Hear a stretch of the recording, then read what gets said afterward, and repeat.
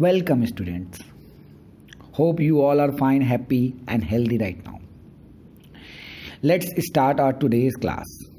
In our today's class, we are going to learn or study the phylum phylum Aschelminthes and phylum Annelida. Means we are going to focus mainly on the two phylums. Understood? So, hope you all have collected all your pen, pencils, books and all. I am giving you 5 second time to collect it all.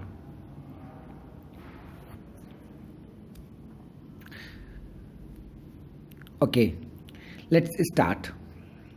So first of all, we will study the common features of phylum Aschelminthes. यानी कि आज हम लोग phylum Aschelminthes के बारे में बात करेंगे. So the body of Aschelminthes is circular in cross section. आपने देखा कि यहाँ पर एक ऑर्गेनिज्म है जो कि अर्थवर्म के जैसा दिख रहा है ना, फिगर में दिखाया हुआ है ना. इसके यदि बॉडी को हम काटे तो कैसा दिखेगा? सर्कल दिखेगा ना, राउंड दिखेगा. इसीलिए इनको नाम दिया गया है, they are called round worm. क्या बोला जाता है इन लोगों को? Round worm. समझ में आ गया? They may be free living, aquatic और टेरेस्ट्रियल. यानी कि ये लोग फ्री लिविंग भी हो सकते हैं, अकेले रह सकते हैं, या फिर एक्वाटिक मतलब पानी में रह सकते हैं, और कहाँ रह सकते हैं? ज़मीन पर. टेरेस्ट्रियल भी रह सकते हैं. और बहुत सारे ऐसे हैं जो पैरासाइटिक फॉर्म में रहते हैं, यानी कि प्लांट और एनिमल के बॉडी के अंदर रहते हैं और उनके बॉडी से ही फूड ऑब्टेन करते हैं at the cost of their life. उनके जीवन के कॉस्ट पे. समझ में आया? सो डिफरेंट काइंड्स के ऑर्गेनिज्म आपको इस फाइलम में दिखाई देंगे, यानी कि फाइलम एस्केलमेंथिस में दिखाई देंगे. उनका फ्री लिविंग भी हो सकते हैं, एक्वाटिक भी हो सकते हैं, टेरेस्ट्रियल भी हो सकते हैं और पैरासाइटिक भी हो सकते हैं. पैरासाइटिक फॉर्म, अभी जो ये फिगर आपके बगल में यहाँ पे जो दी गई है आपके बुक में, वो एक तरह का पैरासाइटिक एस्केलमेंथिस ही है. उसका नाम है स्कैरिस. ठीक है, वो पैरासाइटिक फॉर्म में पाया जाता है, बच्चों के पेट में पाया जाता है. ये इसको बोलते हैं कृमि, जो बोलते हैं ना, कीड़ा. ये एक तरह का कीड़ा है. समझ में आया? चलो आगे बढ़ते हैं. Round worm have organ system level of body organisation. ये बहुत इंपॉर्टेंट है नीट के लिए. Organ system of body organisation आपने पिछली बार में भी देख लिया था कि जो प्लेटीहेलमिन्थिस था, इसके पहले जो हम लोगों ने प्लेटीहेलमिन्थिस के बारे में पढ़ा था, उसमें आपने देखा था कि उनमें भी ऑर्गन लेवल ऑफ ऑर्गेनाइजेशन देखने को मिला था. तो same organ level of organisation आपको इसमें भी दिखाई देगा, बट उनसे कुछ ज़्यादा डेवलप्ड दिखाई देगा. समझ में आया? यानी कि एस्केलमेंथिस में प्लेटीहेलमिन्थिस के मुकाबले ज़्यादा डेवलपमेंट हुआ है ऑफ द ऑर्गन. ठीक है. दूसरी बात ये भी इम्पॉर्टेंट है, they are bilaterally symmetrical. Bilaterally symmetrical हैं, बट इससे ज़्यादा इंपॉर्टेंट बात ये है, दे आर ट्रिप्लोब्लास्टिक. 3 ब्लास्ट हैं. पिछले वाले में भी आपने देखा था कि 3 ब्लास्ट था, एक्टोडर्म, मेसोडर्म और इंडोडर्म. ट्रिप्लोब्लास्टिक होने के बावजूद जो सबसे इंपॉर्टेंट टर्म है वो ये है कि they are pseudocoelomate animal. Means ectoderm और इंडोडर्म के बीच में मेसोडर्म जो है वो पाउच बनाया हुआ है. ठीक है ना? ऐसे पाउचेस को यहाँ पे मेसोडर्म जो है वो डिस्टिंक्ट नहीं है, अप एंड डाउन दो लेयर में होना चाहिए था, वो नहीं दिखाई दे रहा है. इसलिए इसको बोलते हैं स्यूडोकॉइलमेट, यानी कि फॉल्स कॉइलम. क्या बोलते हैं हम लोग? False coelom. ये एक बहुत ही यूनिक फीचर है एस्केलमेंथिस का. याद रखेंगे. It is very important for NEET. Note it down. Okay, और mark it whatever do you do. So next, अभी तक आपने देखा था कि जितने भी ऑर्गेनिज्म आपने अभी ऊपर में पढ़ा, एस्केलमेंथिस हुआ, नाइडेरिया हुआ, वट एवर, आप लोगों में देखा है कि जितने भी ऑर्गेनिज्म हुए थे सब में माउथ था बट एनस नहीं था. मतलब जो एलिमेंट्री कैनाल था उनका, वो माउथ तो था बट एनस नहीं था. जितने भी ऑर्गेनिज्म आपने अभी पढ़ा, बट एस्केलमेंथिस में माउथ और एनस दोनों ही क्लियरली विजिबल हैं. ये एक यूनिक फीचर है. रिमेंबर, बहुत इंपॉर्टेंट फीचर है एस्केलमेंथिस का, जो कि और ऑर्गेनिज्म में इसके पहले वाले में देखने को नहीं मिला था. So market it is also for important for the NEET. So what have you come to know over here? That they are bilaterally symmetrical, they are triploblastic, and the most important feature that they are pseudocoelomate animal. After that, one more important line is given over here, that alimentary canal is complete, which means both the mouth and the anus is present. From mouth they take the food and from anus they remove the undigested food. समझ में आ गया? चलो आगे बढ़ते हैं. So alimentary canal is complete. Alimentary canal क्या है? कंप्लीट है. It is also very important feature of. और एलिमेंट्री कैनाल कंप्लीट होने के साथ साथ एक और खास बात इसमें दिखाई दे रहा है. क्या है? मस्कुलर फेरिंग्स, यानी जो मुंह है उसका, फेरिंग्स का मतलब मुंह, वो कैसा है? मस्कुलर है. जैसे हम लोगों का मस्कुलर है ना, वैसा उनका भी मस्कुलर है, मसल्स का बना हुआ है. ये है कि हम लोगों के जैसे उसमें दांत नहीं है. क्लियर हो गया? नेक्स्ट आगे बढ़ते हैं. ये भी एक बहुत इंपॉर्टेंट फीचर है बेटा. देखोगे, an excretory tube removes body waste. यहाँ पर पिछले वाले में आपने देखा था कि excretion with the help of flame cell. किसमें? प्लेटीहेलमिन्थिस में फ्लेम सेल था, जो कि एक्सक्रीशन करने में और ऑस्मो रेगुलेशन करने में मदद कर रहा था. यहाँ पे कोई पर्टिकुलर नया नेम नहीं दिया हुआ है. एक्सक्रीशन करने वाले जो ऑर्गन होते हैं उसका पर्टिकुलर कोई नेम नहीं दिया हुआ, बस ऐसा लिखा हुआ है कि they have an excretory tube that removes the body waste. समझ में आया? उनके पास एक्सक्रीटरी ट्यूब होता है. तो बस इसको जान लीजिए, ये उतना इंपॉर्टेंट नहीं है. From the body cavity through the excretory पोर. तो एक्सक्रीटरी ट्यूब है और एक्सक्रीटरी पोर है, जिससे वो क्या करते हैं? अपने बॉडी के वेस्ट को निकाल के बाहर फेंक देते हैं. नेक्स्ट, यहाँ पे सबसे इंपॉर्टेंट, अभी तक जितने भी ऑर्गेनिज्म आप लोगों ने देखा था पिछले वाले में, पॉरीफेरा, नाइडेरिया, प्लेटीहेलमिन्थिस, नेमाहेलमिन्थिस, ये जितने भी थे, सब ऑर्गेनिज्म के अंदर क्या खासियत था कि वो सब के सब जो थे यूनिसेक्सुअल थे, मतलब सॉरी बाइसेक्सुअल थे, यानी कि एक ही बॉडी में दोनों सेक्स मौजूद होता था. बट यहाँ पे 2 different sexes are easily visible. यहाँ पे 2 सेक्सेस आपको देखने को मिल रहे हैं. सो सेक्सेस आर सेपरेट. ये भी एक यूनिक फीचर है. अब पूछ देगा कि in which phylum do you see the sexes get separated. Name the phylum from which you can see the sexes get separated. तो किस फाइलम में आपको सेक्सेस सेपरेट दिखाई देना शुरू कर दिया? फाइलम एस्केलमेंथिस में. समझ में आया? ये एक बहुत इंपॉर्टेंट फीचर है. So sexes are separate. ये भी नीट के लिए इंपॉर्टेंट है, नोट करेंगे.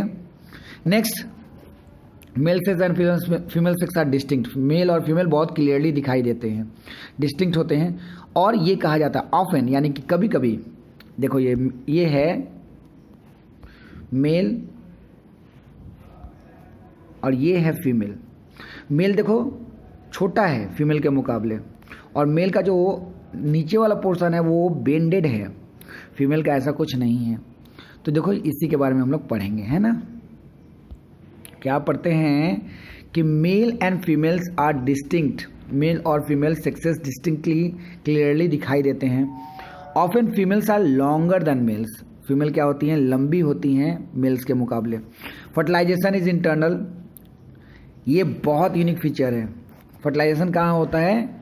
बॉडी के अंदर होता है. यानी कि मेल जो है अपना स्पर्म फीमेल के बॉडी के अंदर डालता है, और फीमेल के बॉडी के अंदर में एग होता है जहाँ वो एग फर्टिलाइज होता है ना. So fertilization is internal and development में भी डायरेक्ट और इनडायरेक्ट. यानी एक से डायरेक्ट ऑर्गेनिज्म बन गया, या फिर एक जो है लार्वल स्टेज, प्यूपल स्टेज, इस तरह के भी स्टेजेस देखने को मिल सकते हैं. तो यानी दोनों स्टेजेस में, डायरेक्ट और इनडायरेक्ट दोनों स्टेजेस में आपको डेवलपमेंट देखने को मिल सकता है. And the very common example is Ascaris और राउंड वर्म. पेट में जो बच्चों लोगों के कीड़े होते हैं चॉकलेट वगैरह खाने से, है ना, गंदे हाथों से खाना खाने से भी ऐसा बीमारियां होती हैं. ये बीमारियां होती हैं स्कैरिस. ये जो पेट से जो केचुआ निकलता है लैट्रिन के टाइम पे, वो होता है स्कैरिस, है ना. एक्चुअली इसको केचुआ थोड़ी बोलते हैं, क्रीमी बोलते हैं. नेक्स्ट आते हैं उचेरिया बैंक्रॉफ्टी. ये एक वर्म है जो इन्फेक्टेड पर्सन से, मान लो एक इन्फेक्टेड पर्सन है जिसको ऑलरेडी फाइलेरिया है, फाइलेरिया यानी हाथी पाँव इसको बोलते हैं, फाइलेरिया है।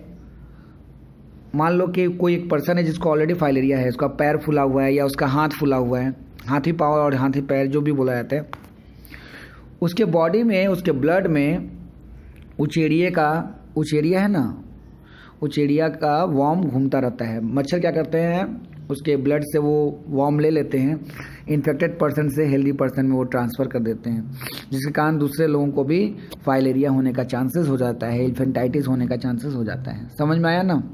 ये एक बहुत ही ख़राब बीमारी है, इसलिए इसको बोला गया फाइलेरियल वॉर्म। क्या बोला गया है? हाँ। इसके अलावा हुक वॉर्म, ये भी एक तरह का वॉर्म है।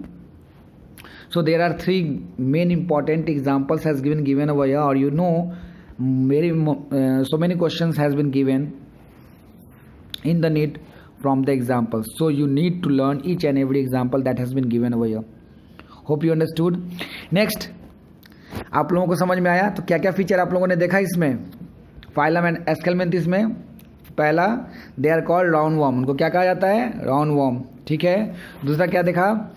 ऑर्गन सिस्टम ऑफ ऑर्गेनाइजेशन देखने को मिलता है, ठीक है। तीसरा क्या देखा? बायलैटरली सिमेट्रिकल देखा, और क्या देखा? टिप्लोब्लास्टिक देखा, और क्या देखा? सबसे इंपॉर्टेंट फीचर स्यूडोकोइलमेट एनिमल हैं, फॉल्स कोइलम है इनके पास। इसके बाद देखते हैं और क्या देखते हैं, एलिमेंट्री कैनाल पूरा कंप्लीट है, यानी कि माउथ और एनस दोनों देखने को मिलता है, और फेरिंग्स जो है वो मस्कुलर है, ये भी बहुत इंपॉर्टेंट फीचर। सेक्सेस जो है वो सेपरेट है, सबसे इंपॉर्टेंट फीचर, क्योंकि अभी तक जितने भी सेक्सेस थे सब एक ही में थे, मेल एंड। और फर्टिलाइजेशन कैसा होता है? इंटरनल होता है, ये भी एक बहुत इंपॉर्टेंट फीचर है, बाय डायरेक्ट यंग वन। और एग्जांपल्स जो हैं वो ये, समझ में आया? स्कैरिस, उचेरिया बैंक्रॉफ्टी और एनसाइक्लोस्टोमा। क्लियर हो गया? अब चलते हैं हम लोग एनालिडा। जब मैं बोलूँ एनालिडा, उस समय आपके दिमाग में क्या आना चाहिए? अर्थवर्म आना चाहिए, या फिर अर्थवर्म के अलावा और क्या एग्जाम्पल आ सकते हो अपने दिमाग में? हाँ, जोंक, लीच, जोंक आ सकता है दिमाग में। ये दोनों ऑर्गेनिज्म को अपने माइंड में रखोगे तो इजीली इस फाइलम को स्टडी कर सकोगे, है ना। चलो इसको स्टडी करते हैं। Phylum Annelida, they may be aquatic और terrestrial, free living and sometime parasitic. पहला क्या बोला? दे मे बी एक्वाटिक, पानी में रह सकते हैं, दैट इज मरीन और फ्रेश वाटर। और दे मे बी टेरेस्ट्रियल, टेरेस्ट्रियल मतलब जमीन पे भी रह सकते हैं। अब देखो, जोंक पानी में रह लेता है, और जो अर्थवर्म है वो टेरेस्ट्रियल जमीन पे रह लेता है। फ्री लिविंग, अकेले भी रह सकता है, एंड समटाइम पैरासाइटिक, और कुछ जो है वो पैरासाइटिक फॉर्म में रहते हैं, दूसरे ऑर्गेनिज्म के अंदर घुस करके ही जिंदा रहते हैं, ठीक है ना। नेक्स्ट आगे बढ़ते हैं। They exhibit organ level of organisation. अब जब पहले ऑर्गन आ ही चुका है तो इसमें ऑब्वियसली और अच्छा डेवलप्ड ऑर्गन सिस्टम दिखाई देगा, है ना। जितने भी पुराने फाइलम आपने पढ़ा उस समय जब ऑर्गन आ ही गया तो उसके बाद वाले में तो और डेवलप्ड ऑर्गन्स आएंगे, है ना। तो ऑर्गन आ गया, अच्छी बात है, बहुत अच्छी बात है ना। उसके बाद they exhibit organ level of organisation and bilaterally symmetrical. Bilaterally symmetrical मतलब बीचों बीच आप इसको दो भागों में इजिली डिवाइड कर सकते हो। सबसे इंपॉर्टेंट बात अब आती है यहाँ, दे आर ट्रिप्लोब्लास्टिक। ये तो जानते ही हैं क्योंकि सब पहले वाले ट्रिप्लोब्लास्टिक है तो ऑब्वियसली ये भी ट्रिप्लोब्लास्टिक होंगे। बट यहाँ पे आता है, ये इंपॉर्टेंट टर्म है नीट के लिए, दे आर मेटामेरिकली सेगमेंटेड। मतलब इनके बॉडी जो हैं वो इक्वली सेगमेंटेड हो गए हैं, इक्वली। मतलब ये देखो, ये सेगमेंट इसको बोलते हैं। ये जो दाग देख रहे हो ना ऊपर में, ऐसे ऐसे ऐसे ऐसे ऐसे जो बनाया हुआ है, इसको बोलते हैं सेगमेंट। ये सिर्फ ऊपर से दिख नहीं रहा है, ये अंदर से भी सेगमेंटेड है, पूरी तरह से सेगमेंटेड है।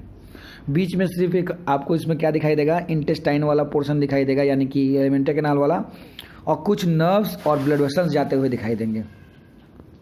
लेकिन ये पूरा सेगमेंट जो है, हर सेगमेंट अपने आप में सारे सिस्टम को लेके चल रहा है। यही कारण है कि जब इसके आप बॉडी को काट दोगे ना तो ये मरता नहीं है, क्योंकि सारे सिस्टम्स हर सेगमेंट में चल रहे हैं। समझ में आया? ये जल्दी, और ये जो ऑर्गेनिज्म होते हैं ये जल्दी नहीं मरते, इनका सबसे बड़ा फैक्टर यही होता है। समझ में आया? लिखा हुआ है they are triploblastic metamerically segmented, मतलब इक्वली अप एंड डाउन दोनों साइड से वो लोग क्या होते हैं, सेगमेंटेड होते हैं। नेक्स्ट क्या है,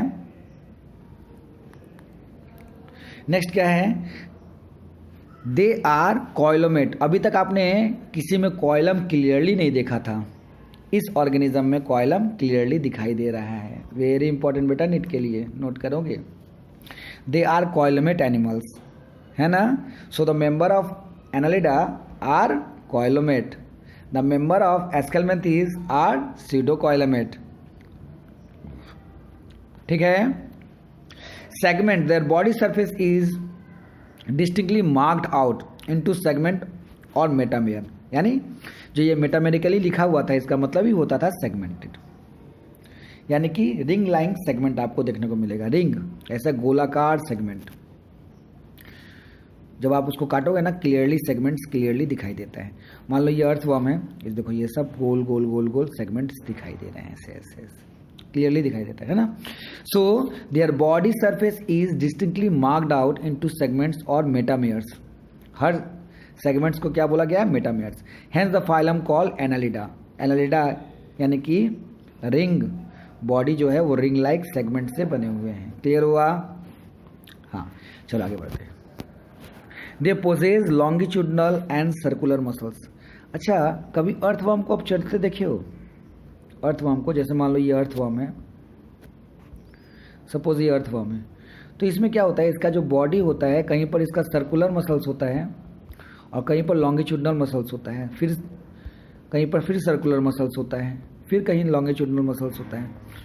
अब ये क्या करता है, कहीं सर्कुलर तो कहीं लॉन्गिट्यूडनल मसल्स होता है। ये सामने से ज़मीन को पकड़ता है, अपने पूरे बॉडी को लंबा करता है, तो लंबा करने में लॉन्गिट्यूडनल मसल्स काम करते हैं, और उसको फिर छोटा करने में, फिर छोटा करेगा ना, इधर से घसीट के इसको छोटा करेगा, घसीट के छोटा करेगा, फिर जाकर के आगे की तरफ पकड़ेगा ज़मीन को, फिर अपने बॉडी को लंबा करेगा, फिर छोटा करेगा। ऐसे धीरे धीरे धीरे धीरे ऐसे छोटा होते हैं, फिर ये लंबे होते हैं, फिर छोटे होते हैं, फिर लंबे होते हैं। तो इस तरह से ये मूवमेंट करते हैं। मूवमेंट जो होता है किसका, अर्थवर्म वगैरह का। तो इसमें ये जो सर्कुलर मसल्स हैं वो ज़मीन को पकड़ने में मदद करते हैं, और लॉन्गिट्यूडनल मसल्स जो हैं वो लंबा होने में और छोटा होने में मदद करते हैं, जिससे कि ये एक जगह से दूसरे जगह तक मूव कर पाते हैं। ऐसे ऐसे देखो, ऐसे लंबा होते हैं, ठीक है ना। So they possess longitudinal and circular muscles which help in the locomotion. बहुत इंपॉर्टेंट बात है बेटा, ये अर्थवर्म में मेनली देखने को मिलता है। नेक्स्ट, एक्वाटिक एनालिडा, यदि पानी में कोई एनालिडा रहता है, लाइक नेरिस यानी कि जोंक, possess lateral appendages, sorry Nereis जोंक नहीं हुआ, दूसरा है, पोजेस लेटरल अपेंडेजेस, मतलब मान लो ये कोई एक ऑर्गेनिज्म है, तो लेटरल मतलब साइड से, इस साइड से और इस साइड से। अपेंडेजेस मतलब होता है पैर, इस पैर को हम लोग क्या बोलते हैं, पैरापोडिया। क्या बोलते हैं, पैरापोडिया। एक मिनट फिगर दिखाते हैं, इसमें नेरिस दिया हुआ है, ये देखो ये नेरिस है, जोक की तरह दिखता है, देखो ये जोक की तरह दिख रहा है ना। ये जो साइड में दिखाई दे रहा है ना, ये जो दिखाई दे रहा है, इसको हम लोग क्या बोलते हैं, पैरापोडिया। मतलब पैरेलली, बॉडी के पैरेलली लेटरल साइड से क्या निकला हुआ है, बहुत सारे पैर निकले हैं। पोडिया का मतलब पैर, तो ये जितने भी पैर हैं एक दूसरे के पैरेलल हैं, देखो, इसीलिए इसको क्या बोला गया, पैरापोडिया। क्या बोला गया, पैरापोडिया। हाँ, ये पानी में इसको तैरने में मदद करते हैं। नेरिस, ये नेरिस है ना, ये वाला जो है नेरिस है, और ये वाला जो है इसको बोलते हैं हम लोग जोंक, यानी कि हिरानिडोरिया, इसका नाम है हिरानिडोरिया। देखो लिखा होगा नीचे में, ये देखो हिरुडिनेरिया लिखा हुआ है ना, हिरुडिनेरिया यानी कि जोंक। चलो आगे बढ़ते हैं। तो कहाँ तक पढ़ लिए हम लोग, लोकोमोटरी ऑर्गन क्या है इनमें, एक्वाटिक वाले फॉर्म में, पैरापोडिया, बहुत इंपॉर्टेंट है, नोट करोगे। हेल्प इन स्विमिंग, क्या करने में मदद करता है, तैरने में मदद करता है। Which kind of circulatory system do you find in Annelida, किस तरह का सर्कुलेटरी सिस्टम देखने को मिलता है, अंडरलाइन करेंगे। In Annelida we get closed circulatory system, ठीक है ना। किस तरह का सर्कुलेटरी सिस्टम मिलता है, क्लोज्ड। बताया था ना सर्कुलेटरी सिस्टम के बारे में, ओपन सर्कुलेटरी सिस्टम और क्लोज्ड सर्कुलेटरी सिस्टम क्या होता है, वीडियो नंबर 1 में था। नेक्स्ट होते हैं इनके पास लोकोमोटरी ऑर्गन थोड़ा डेवलप हुआ है, यानी कि जो फ्लेम सेल था वो तो एक सिंगल सेल था जिसके माध्यम से हो रहा था, ऐसा सेल लाइक स्ट्रक्चर था जिसके माध्यम से क्या हो रहा था, एक्सक्रीशन हो रहा था। वो थोड़ा और डेवलप हुआ और वो बन गया नेफ्रिडिया, नेफ्रॉन के जैसा, मतलब पुराने काइंड का नेफ्रॉन, वेल डेवलप्ड नेफ्रॉन नहीं है ये, ठीक है ना, इसीलिए इसको क्या बोल दिया गया, नेफ्रिडिया। और इसको नेफ्रिडियम भी बोलते हैं, यानी कि nephridia help in the excretion as well as osmoregulation. बहुत इंपॉर्टेंट है बेटा, नेफ्रिडिया सिर्फ आपको इसमें ही फिलहाल देखने को मिलेगा, तो इसको नोट करेंगे, बहुत इंपॉर्टेंट है।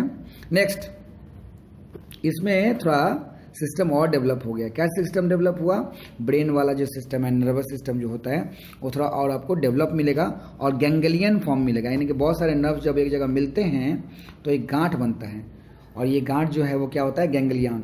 बाद में यही गांठ और बड़ा होने लगे तो ब्रेन में कन्वर्ट होने लगता है, ठीक है ना। तो यानी कि आप धीरे धीरे न्यूरल सिस्टम जो है, यानी कि नर्वस सिस्टम जो है वो डेवलप हो रहा है और गैंग्लियन तक फॉर्म में आ गया है ना। तो neural system consist of paired ganglia. अब जितने भी सेगमेंट्स हैं, मान लो ये सेगमेंट्स है, हर सेगमेंट्स में आपको गैंग्लिया दिखाई दे रहा है।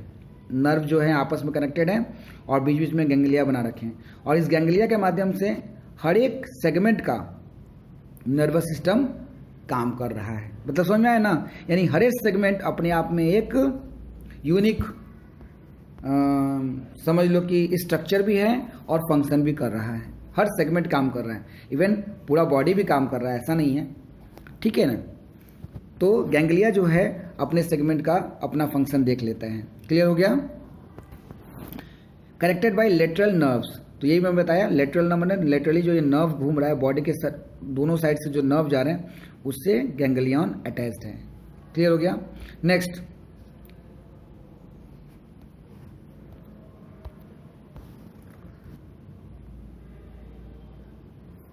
Connected by lateral nerves to a double ventral nerve cord, बताई दिया दोनों साइड से जाते हैं।